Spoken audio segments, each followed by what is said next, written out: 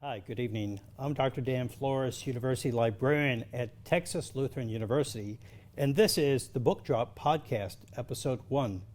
Tonight we have Reverend Dr. David Bachelor. Reverend Dr. Bachelor is the senior pastor of First United Methodist Uvalde, and we're going to talk about our Big Read book, Heartland by Sarah Smarsh, and Hillbilly Elegy by J.D. Vance. Dr. Bachelor, tell us a little bit about yourself, and before we get into the book discussion, it might be nice for our audience to know a little bit more about you. Okay.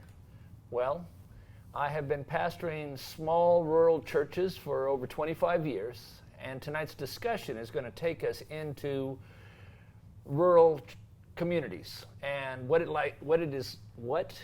is like to grow up in rural America. That's central to both of the books that we're going to look at tonight. And I have had rural churches in England, in Texas, Colorado, New Mexico, quite a spattering of rural churches, and it's amazing how much these books resonated with me about life in those areas and how perhaps a lot of America is unaware of what life is like in those areas. And so that forms the basis of tonight's discussion. That'd be great. You know, a lot of people haven't read Heartland yet, so Heartland is the featured book of the NEA Big Read, but Hillbilly Elegy came first, so tell us a little bit about these books and what it is about rural America that makes them intriguing. What's so compelling about their stories?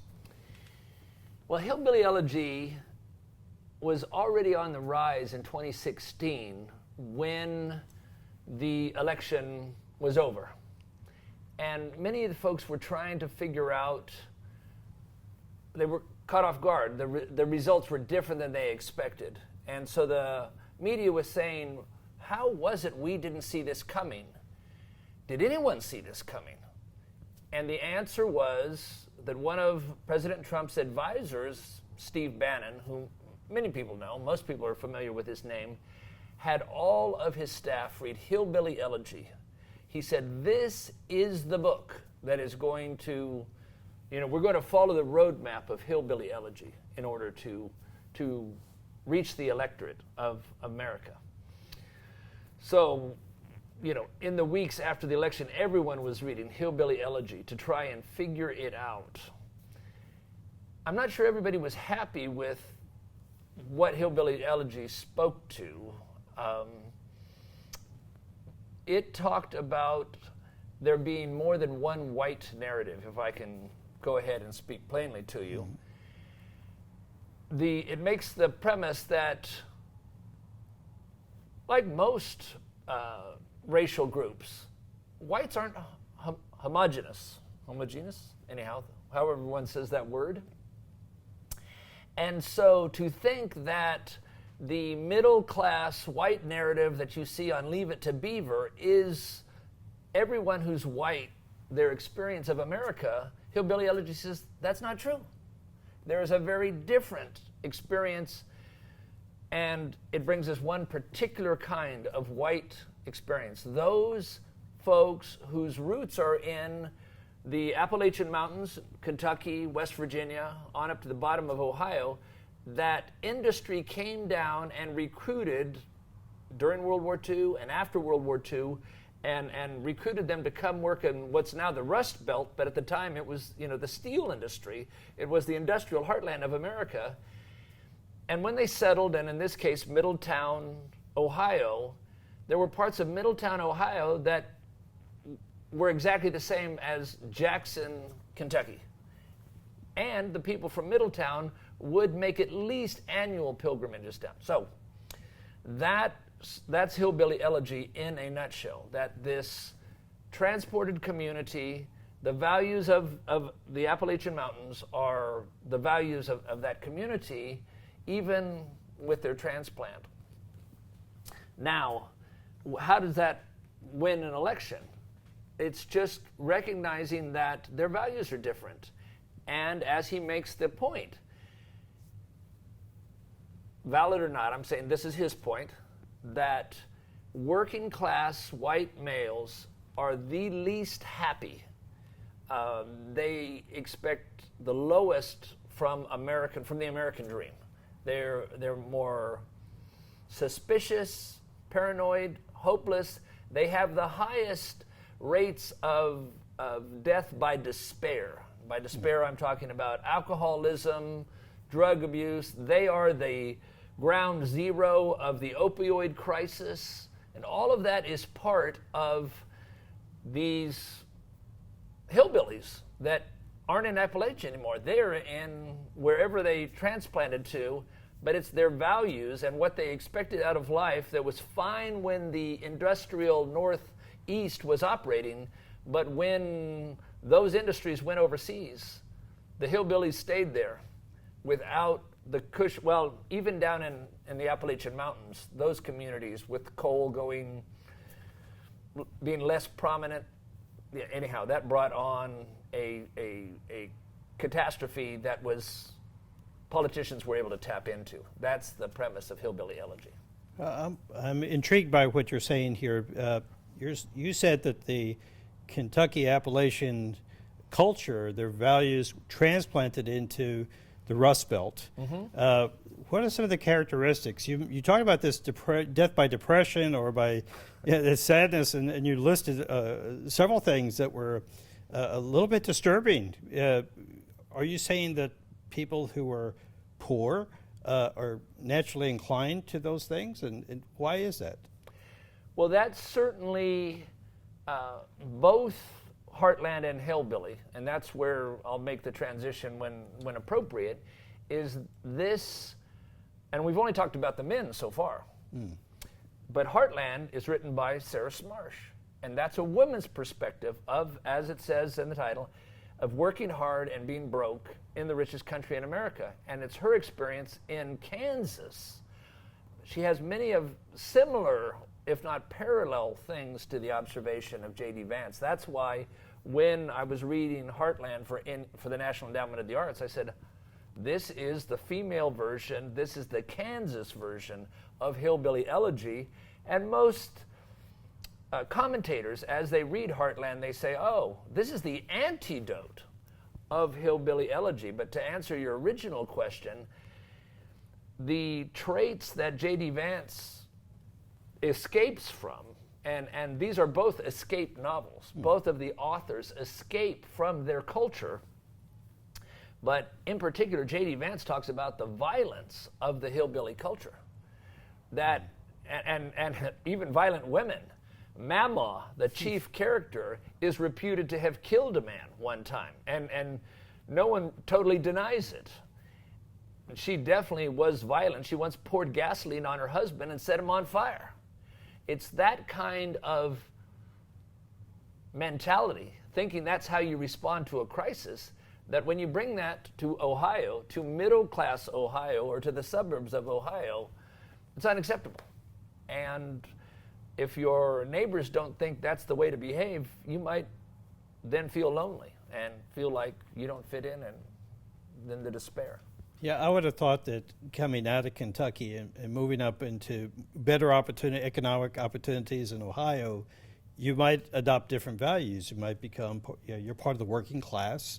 Could you leave behind any of those violent tendencies? And you also mentioned paranoia, drug addiction, domestic violence. Certainly domestic violence, lighting your husband on fire. So you can't get any worse than that. But why didn't they change? What kept them locked into that? And this is where these two books, they're not antidotes of each other. They both have this same message to say, why can't the working poor, and in particular the white working poor, because the premise is, if you're white, you're not supposed to be tied into, you're supposed to not have a glass ceiling that keeps you from climbing out. But the values of your class, and they call it class, I would go further and say it's more tribal than anything. But we don't use the word tribal in America except when we're talking about Native Americans. But both of these books, those are tribes in there, and to climb out of that tribe is to lose all of your security And you might say, well, if they're pouring gas on you, you don't have security anyhow. But to leave is to then be alone, to be outside your culture, and that is scarier from other people than having gas poured on you. And again, I just used that. There was only one gas pouring incident, but there was countless cases of all the women in Hillbilly Elegy are subject to domestic abuse and violence, unless, as 4 of them at least, marry outside the hillbilly, they marry outside their tribe, and those are the success stories that J.D. Vance says, those are what inspired me to escape myself. But as he points out, he graduated from Yale. He got his law degree from Yale. His original degree was from Ohio State. He graduates from Yale, and when he looks like he's about to graduate from law school, the big firms from New York come down and they have a dinner. They want Yale graduates for partners, or whatever the entry-level law students are. And they don't go through their grades. They're not interested in their grades. They have them for dinner. And he arrives at this dinner that's going to make where these associates are going to get hired or not. And he's never seen so many pieces of silverware in his life. And so he has to actually get on his phone and call his girlfriend and say, I have 3 forks, 3 spoons, 2 knives. What do I do? And she had to talk him through it. Someone, as he points out, someone in the middle class may already know that. Certainly those who go to Yale, it was expected you didn't need a class on silverware. If you're a white working class hillbilly, you're thinking, I only need 2 of these and probably just 1. I just need my spoon. and so that kind of stuff keeps you in your class and a glass ceiling you're not familiar with. Right. You're almost jumping ahead to the end and getting into Sarah Smarsh's story, but I want to. We'll stay a hillbilly for a while. Just for a bit, because I'm really curious how they interact with the rest of culture. So you've made the point at the outset. You talked about the different used term tribes, right? And you said for white America, and so these self-described hillbillies, J.D. Vance and his family, they stand out. I mean, this is, you said it, not the Leave It to Beaver family. This is not it. But how did they navigate outside of their culture? I mean, how did they even survive that? Well, I mean, I think this is why the northern industrialists that came into the Appalachian Mountains would take an entire village for a particular manufacturing plant. So they didn't have to leave too much. They operated within that, and the companies that hired them learned what they expected, and what kind of food to have in the company's store, and then also a fairly generous policy of letting them go back to. In this case, it was always going back to Jackson, and at least annually pilgrimages, but almost all the holidays were spent down in Jackson, Kentucky. And so from Middletown, Ohio, they didn't do all that much changing. They just got tolerated in those neighborhoods. So they didn't really, it was an insulated environment. They only interacted with each other. They understood each other's culture, even shared each other's food, and had even the same holidays. Had the same accent. Yeah. So it was very easy to tell who actually was from Ohio and who was from Kentucky up there.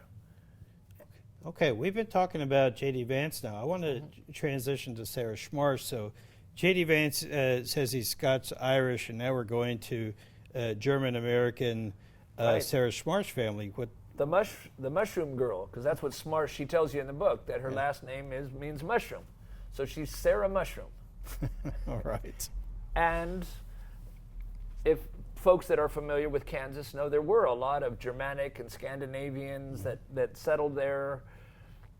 Raising wheat was what they did. And then it's not mentioned in the book, but as you read critiques of the book, it mentions part of her the passion in her belly is recognizing the glass ceilings that she felt her whole life. And she believes that she doesn't use government policy because, of course, that's a little bit of what she's going to say public policy needs to change. So she doesn't put it at the feet of the government, but the perception of America and how we don't value the working class, the working poor, as she says, being broke in the richest country, where she believes white working class bodies, particularly women, are disposable, all for bringing in the very food that the middle class is going to eat, and all of the products that the middle class are going to consume are made by the made by the working poor. But in this case, she's white working poor. It's not really a racial thing. The funny thing, J.D. Vance hardly mentions race at all. Sarah Smarsh brings it up, but she says, we knew people there in the towns in Kansas. They knew people of other races. What they didn't know was anyone from the middle class. So that was an interesting observation to say, yeah, the world is mixed that she was part of, but mixed not economically. And so that's the so yes, she doesn't mention so much the German except to know her name. It isn't as central as the premise of J.D. Vance's saying at the very start, the Scotch-Irish in America, wherever they are, they don't assimilate. They stay very distinctly cultural Scotch-Irish, where the same isn't true, at least under Smarsh's understanding. The Germans become part of the greater culture, but it doesn't mean they're going to economically survive any better. And there are parts of her culture. She does her two family trees. She goes with her great grandmother Dorothy, and then she does her grandmother Betty, and then she does her mommy Jeannie, and then herself. What those three previous generations have in common is by 16 they were all pregnant. And so you can do the math that great grandma is only 48. And great grandma at 48, pretty amazing. And that is what limits the potential in Sarah Smarsh's mind of that is what she has to escape from. That's the cycle she has to break. On the other side, the men are all in agriculture. They're wheat farmers, they're carpenters, they're manual laborers. Their bodies are exhausted by the labor that they do. And these two together kind of is the right term. It's not a match made in heaven, it's a match made in Kansas. And the two characteristics together to be farmers when, super agribusiness can change the price of your wheat and make it almost negative to farm wheat that year, or a hail crop, or as she puts the words in her grandfather Arnie, there's nothing wrong with the seed, but a hailstorm will wipe you out. That's a paraphrase. He didn't say it exactly, but that's the gist of it, to say we put good seed in the ground and then an entire year's crop can be wiped out by a hailstorm and nothing you can do about it. And they're not the kind of farmers that, like in Texas, there's crop insurance, and there may even be, during her grandfather's lifetime, crop insurance in Kansas. But you have to have money to buy insurance. And if you don't have money to buy insurance, you don't have insurance. Right, so we're talking about people in one book. Hillbilly Elegy talks about people who are from rural Kentucky, who are now working in industry, the steel industry in particular. And now in Heartland, we're talking about farmers. I mean, how can they have the same kind of experience in America? And they're so far removed from each other, it seems like. What is it to connect? What's the connection between these two? Well, and part of your earlier question about how do you not escape, how do they stop, these generational things that was going on in Hillbilly Elegy, that's part of what's going on in Kansas is the generations. You can't escape. Grandma's still there. They carry deep, deep soul wounds of being poor and all of the baggage that goes with being poor. And the example Sarah Smarsh talks about is Christmas. They they didn't want to be seen to be poor, so the way you did that is at Christmas time you bought gifts beyond, too much. So that's one of the traits that come. I thought of a particular example. So J.D. Vance, he escapes because grandma, helps him, encourages him. Now remember, she's got a fiery temper, and she once is reputed to have killed a man and set another man on fire. But she's still the most positive influence in his family. And his mom is a drug addict. So the opioid crisis hits his mom. And the social services coming to take him away because mom is unsuitable. She got taken away in a cop car because she was out in public, out of her head, and the cops came and took her. Social services came to get him.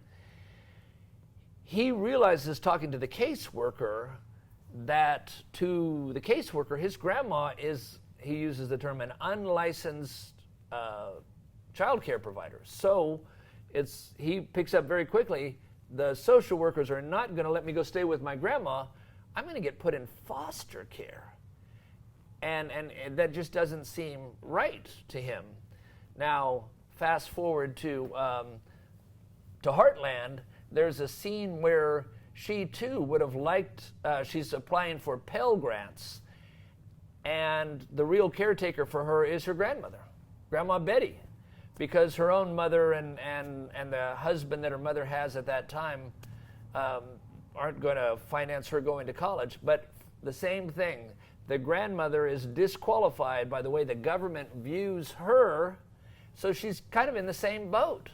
There's no allowance in the system for a family structure based on grandparents taking care.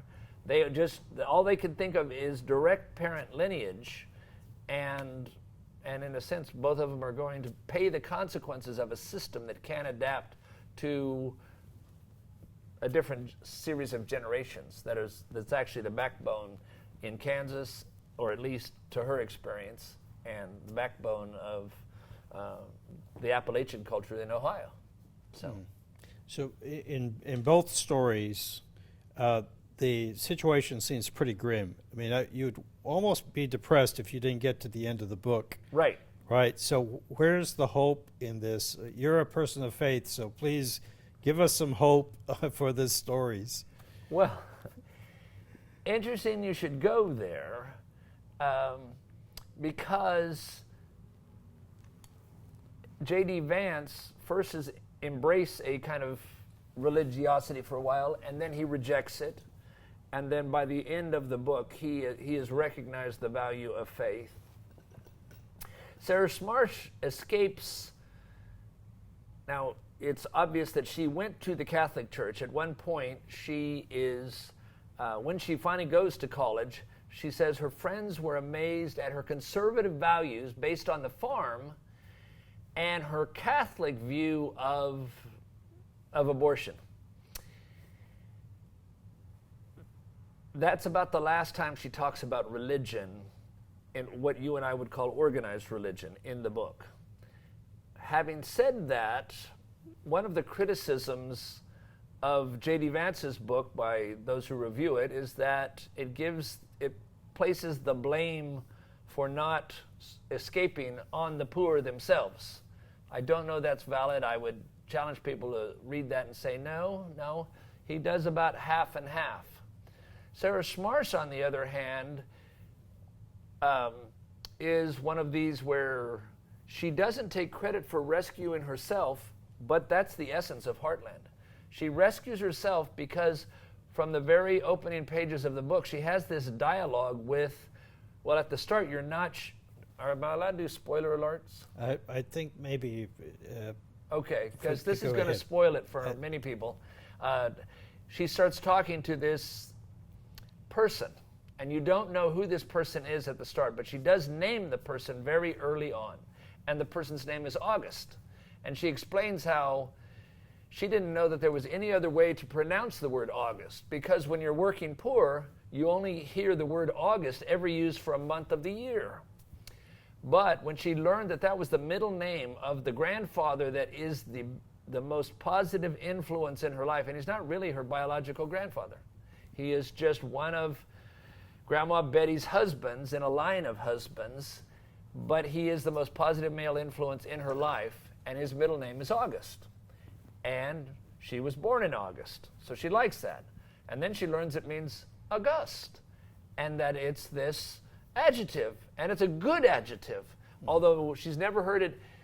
She's seen it in print and never heard it pronounced. That's part of, as she's trying to give you a sense of what it's like to be working poor, there's just vocabulary words that you don't need when all you're doing is working hard and being broke.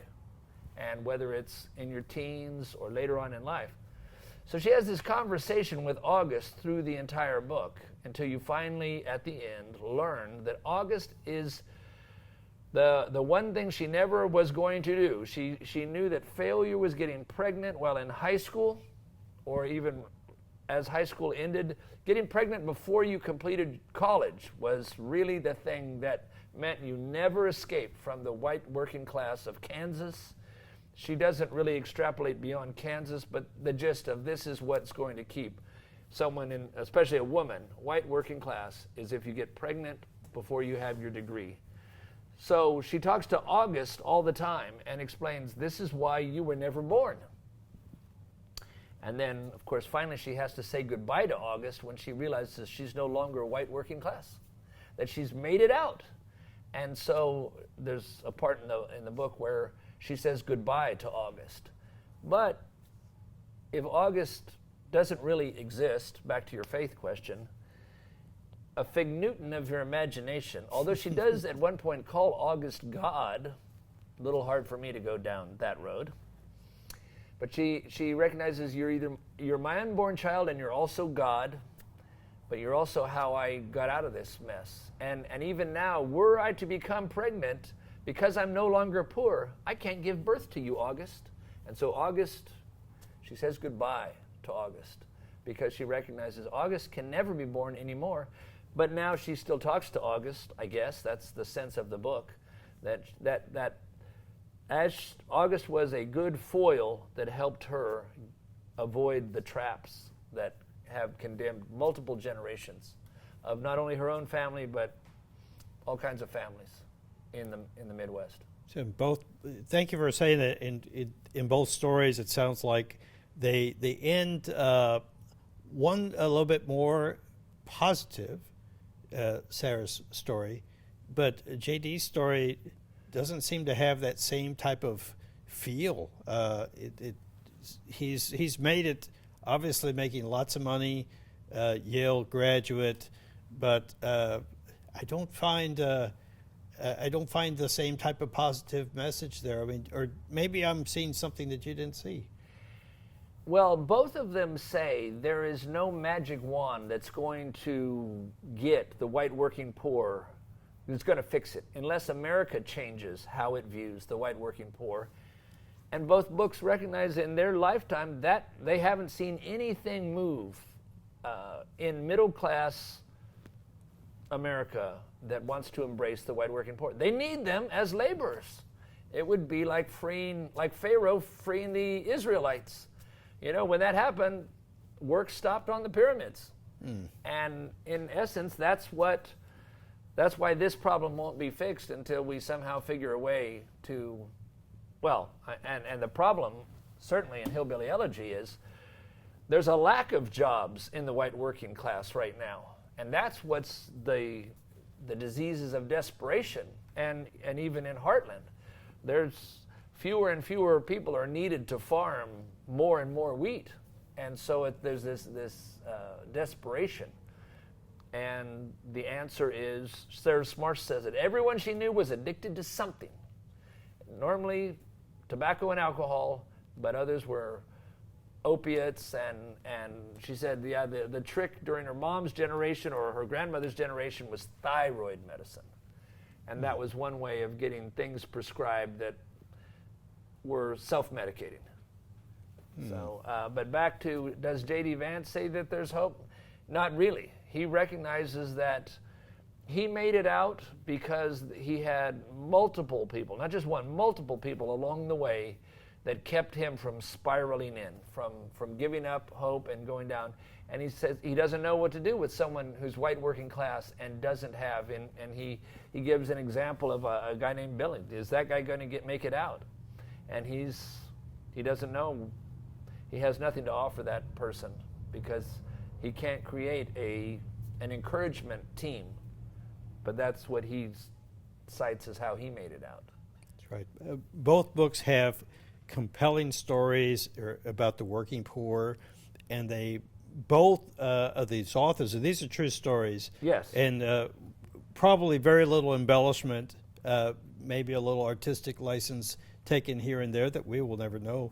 But both stories end with their success, but they're just they're the exception, aren't they? Right, and they both acknowledge they're the exception. They made it out, and there's still plenty behind them, still trapped in the very policies, procedures, worldview that keeps the white working class of pick your geographic region, pick whatever blight it is that. But yes, where you have the opioid crisis and despair, you'll find very similar storylines amongst the people there. All right. Well, thank you. Anything else you want to add about these two books, or? No, I don't really think so. I think that people need to read both of these books and decide for themselves if this is a valid commentary. Thank you. Thank you very much. We've been talking this evening with Reverend Dr. David Bachelor, the senior pastor of First United Methodist Church, Uvalde, Texas. This has been a program of the National Endowment for the Arts. The NEA Big Read is a program of the NEA in Arts Midwest. Thank you very much, and good night.